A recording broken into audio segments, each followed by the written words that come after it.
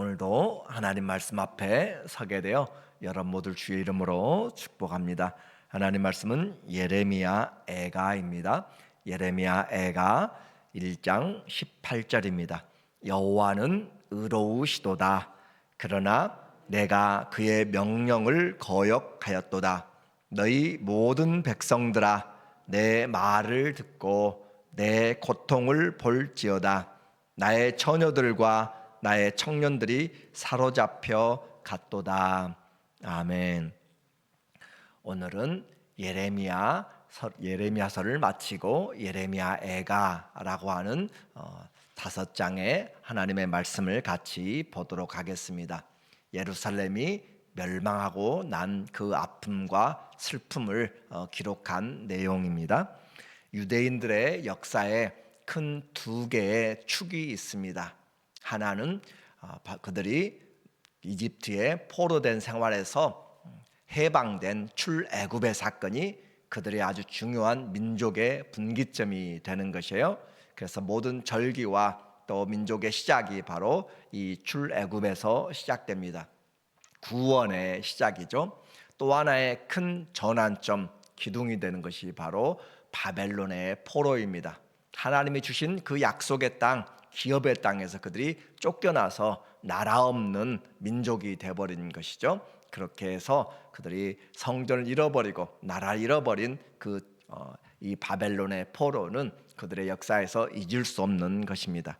그래서 그것은 심판에 대한 경험이다라고 그렇게 이야기하고 있어요.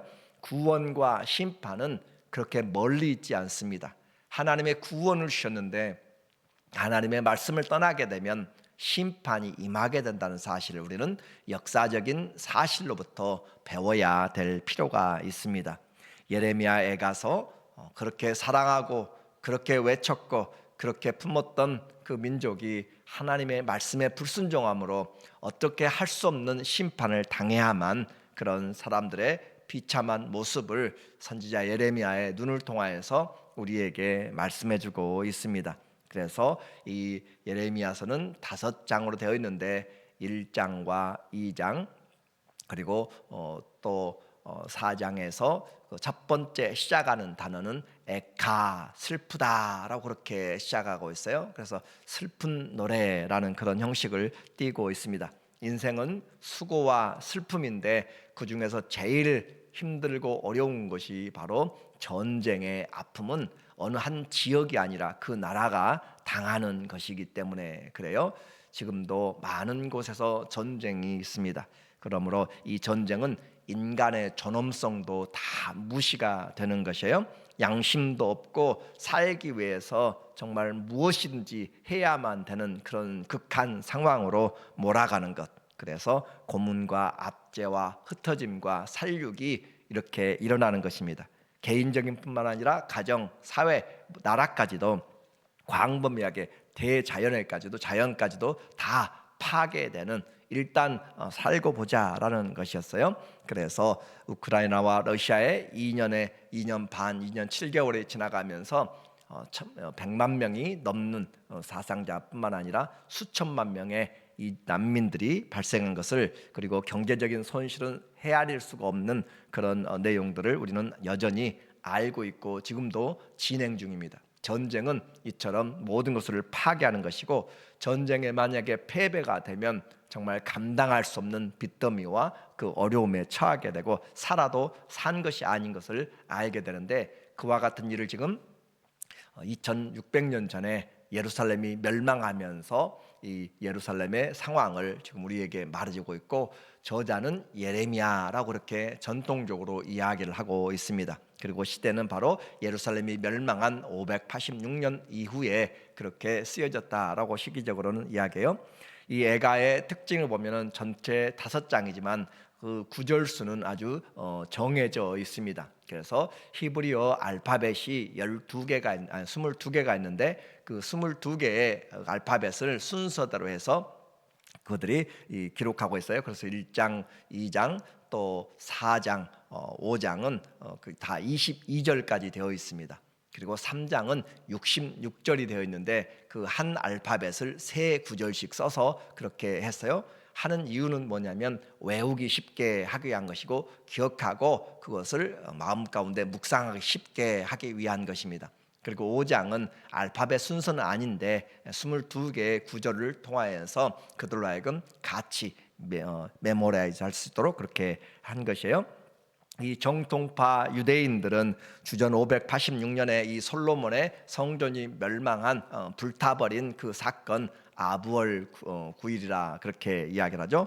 그때 일어난 것과 또 헤롯 성전이 불타버린 AD 70년에 그것도 아부월 그렇게 이야기를 해요. 그래서 그 날이 같은 날이다라고 그렇게 그들이 알고 그래서 아부월 9일에 일어났다 생각하고 이날 이 아가서 전체를 소리내어서 그렇게 읽고 또 5월과 7월 그리고 4월, 10월에 그들이 금식을 하게 됩니다. 그리고 지금도 매주마다 통곡의 벽에서 이 애가서를 낭독하면서 우리가 이 같은 고통을 다시는 하나님 앞에 받지 말자라고 하면서 그렇게 읽고 또 특별히 고난주간 마지막 3일 동안은 전통적으로 이 애가서를 읽고 있습니다. 애가 말 그대로 슬프다라고 그렇게 시작하는 그 내용이에요.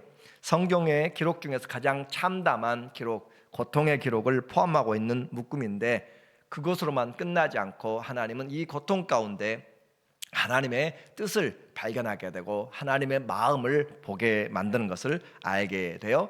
에가서 3장 22절에 보면 여호와의 인자와 긍휼이 무궁하심으로 우리가 진멸되지 아니함이니이다. 이미 심판을 받았고 흩어졌고 이미 죽었고 그런 가운데 있는데 불구하고 예레미야를 통하여서 하나님이 하시는 말씀은 하나님의 인자 사랑이죠. 그 헤세드가 긍휼이 무궁하심으로 끝이 없으므로 우리가 진멸되지 아니함이니이다. 하나님의 약속은 이루어진다라는 것이죠.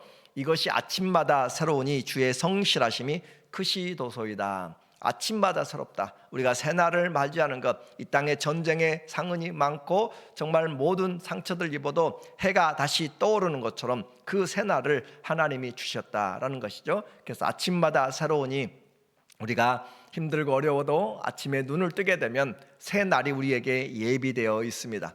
아침마다 주님이 뭘 주시는가?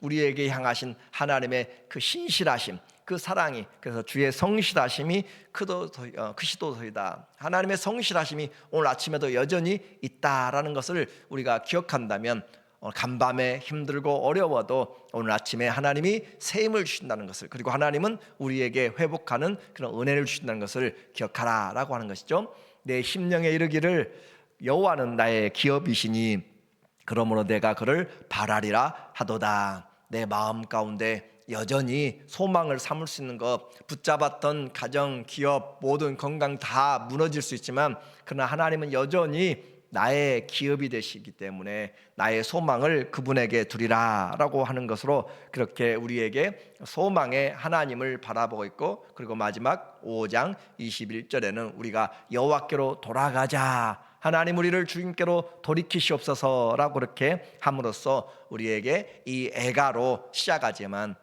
하나님의 소망을 말하고 하나님께 돌아가도록 그렇게 인도하는 내용을 보게 돼요. 이제 본문의 내용을 1장을 통하여서 보도록 하겠습니다. 1장 1절에 보면 슬프다 이 성이여, 히브리어로 아카라고 그렇게 이야기했어요. 그래서 에카, 슬프다, 오 통제라, 우리가 그런 말 하는 것처럼 아프다라는 것이죠. 슬프다 이 성이여, 전에는 사람이 많더니 그 예루살렘의 절기를 통하여서 많은 곳에서 그리고 각 지역마다 그렇게 와서 하나님 앞에 예배드리는 그 절기, 얼마나 많은 사람들이 와서 그렇게 북적이던 것이었는데 전에는 그랬어요.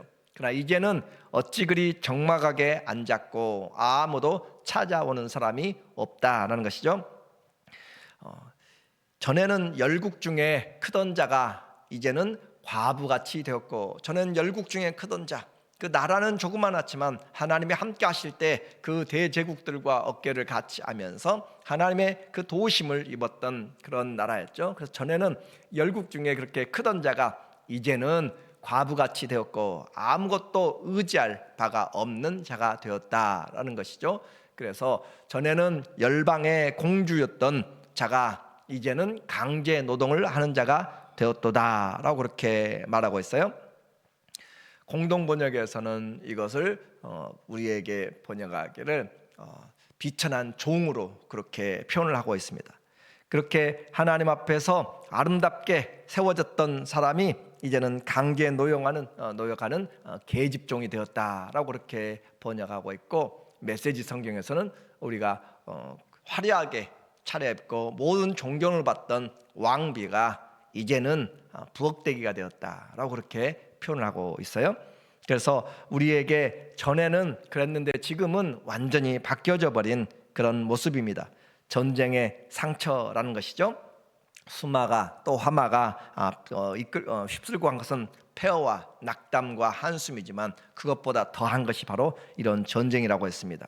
천하보다도 귀한 생명 수십만 수백만이 죽어가는 것이 바로 이 전쟁의 내용들인데, 사람들이 끌려갔습니다. 그렇게 사람들로 아름답게 여기저기서 찬양의 소리가 났고 사람들이 모여서 함께 기도하고 했던 그런 예배의 자리가 텅텅 빈 유령의 도시가 되었고, 그 사람들이 모두 생사를 알지 못하게 흩어져 버린 것이죠.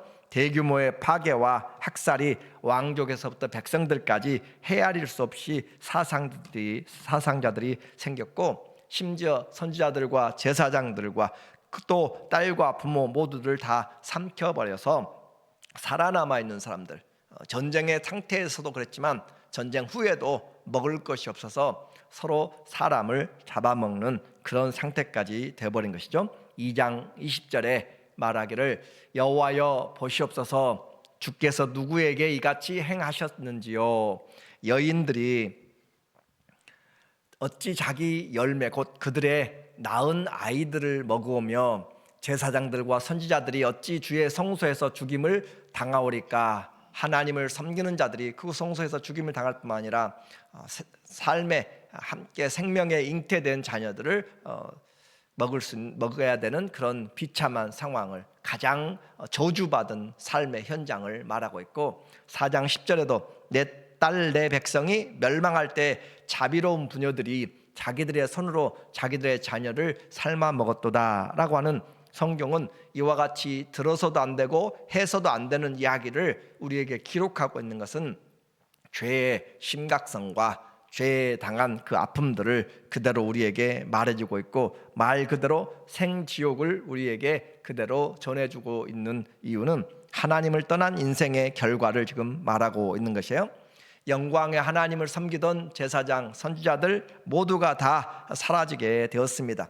예배가 사라지게 된 것이에요. 1장 14절에 1장 4절 시온의 도로들이 슬퍼하며 절기를 지키려 나아가는 사람이 없음이로다.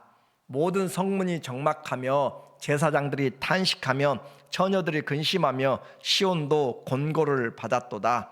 이제 아무도 찾지 않는 그곳에 어려움, 그리고 처녀들도 총각들도 아이들도 모두 다 사라져간 것이죠. 10절에 대적이 손을 펴서 그의 모든 보물들을 빼앗았나이다.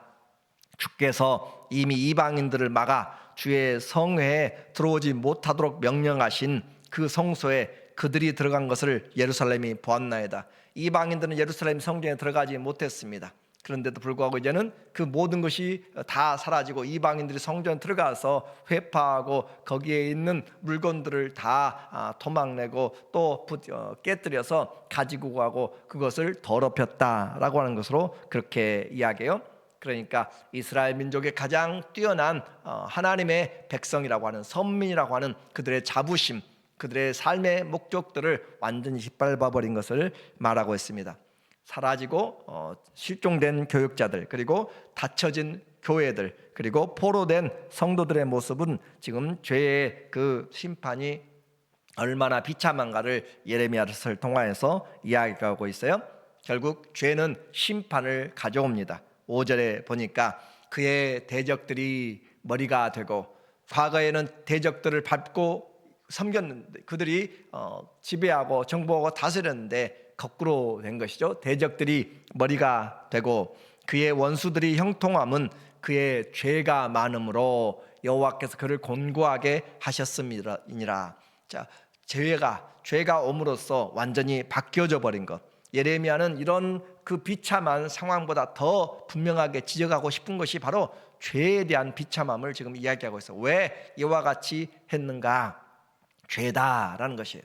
그래서 죄가 많음으로 어린 자녀들이 대적에게 사로잡혔도다.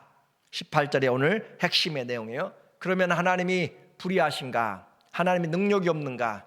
하나님이 왜 그랬는가? 그러나 하나님은 공의하시다, 의로우시도다. 여호와는 의로우시도다. 그러나 내가 그의 명령을 거역하였도다. 이 모든 것 당한 것이 하나님이 무능력해서, 하나님이 살피지 못해서 깜빡 잊어버려서 한 것이 아니라 우리가 죄를 지었기 때문이다. 하나님은 의로우시도다 라는 것으로 그렇게 우리에게 메시지를 전하고 있습니다. 그러니까 이 땅을 우리가 돌아보면서 왜 그렇게 불의가 많고, 왜 그렇게 어려움이 많고 고통이 많고 그럴까? 하나님이 살아계시면 지금도 그렇게 많은 사람들이 죽어가고 그럴까? 아니요, 하나님이 살아계시기 때문에 그렇습니다.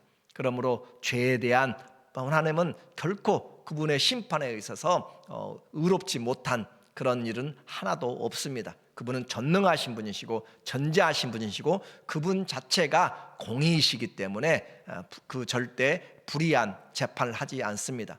그래서 하나님은 의로우시도다. 그러나 내가 그의 명령을 거역하였도다. 하나님은 예레미야만 보더라도 40여 년을 거쳐서 계속적으로 이야기했고, 선지자 그 이사야뿐만 아니라 스가랴 모든 사람들을 통하여서, 스바냐를 통하여서도 하나님이 지속적으로, 오바댜를 통하여서도 계속적으로 쉴 새 없이 쉬지 않고 내 종들을 종일 종이야 너희에게 보냈다라고 할 정도로 하나님은 말씀을 했던 것이에요. 여호와는 의로우시도다. 그러나 내가 그의 명령을 거역하였도다. 너희 모든 백성들아, 내 말을 듣고 내 고통을 볼지어다. 나의 처녀들과 나의 청년들이 사로잡혀 갔도다.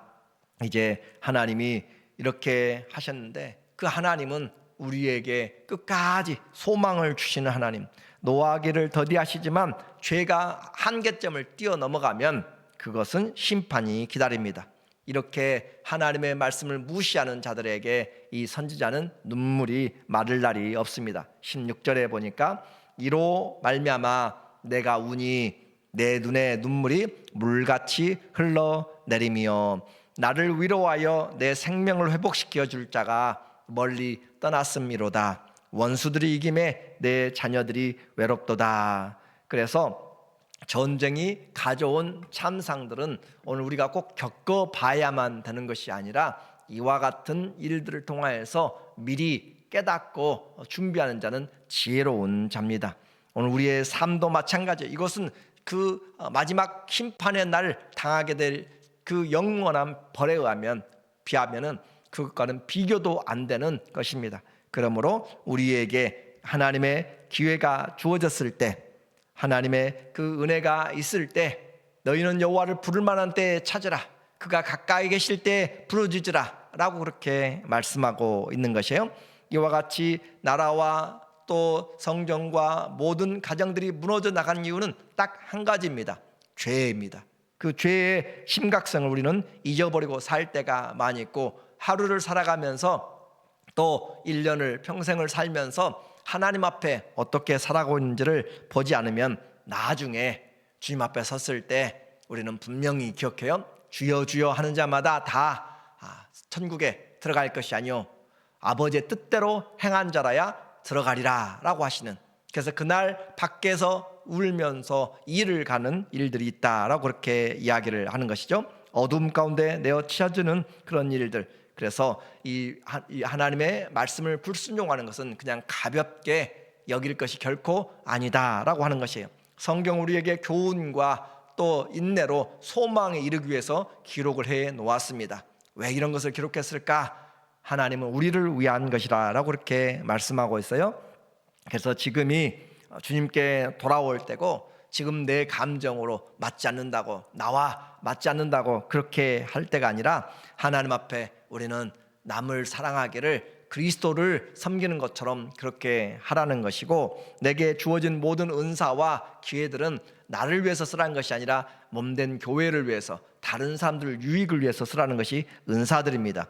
내게 주신 은혜가 있어서 하나님 열심을 품고 주를 섬기라라고 하는 것이고, 인생은 예수님이 양의 문이고 길이시기 때문에 그 주님 앞에 들어가면서 나가면서 생명을 얻고 풍성하게 얻습니다.